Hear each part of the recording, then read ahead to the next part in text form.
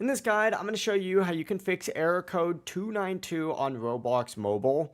This is that one that says low memory warning or your device's memory is low. Before we dive into this guide, make sure to like the video and subscribe to the channel with all notifications on. It really does help with the channel. It lets us know that you want more content like this. We'd greatly appreciate it. And if at any point throughout this guide you do have any questions, don't hesitate to ask us down in the comment section below and we can help you out further. I'm going to be doing my best to reply to every single comment down there.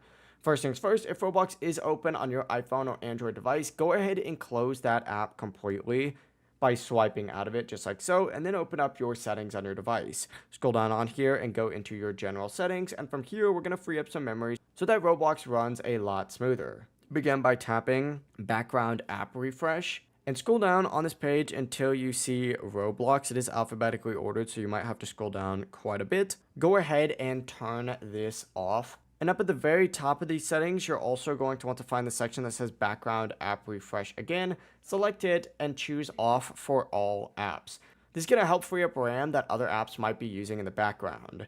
Now go back on this page until you get to the general settings again, but this time go ahead and type on iPhone storage up at the very top or iPad storage if you're on an iPad, and scroll down on this page again until you find Roblox. Once again, this is alphabetically ordered, so you're going to have to scroll for a little bit of time. Once you do find it, select it, and what you're going to want to do is tap offload app and then reinstall it. If you're on an Android, go to your app settings, clear cache, and clear the storage. And finally, after doing so, on an iPhone, quickly press the volume up button and then the volume down button and hold that side button until you see that Apple logo and then release it.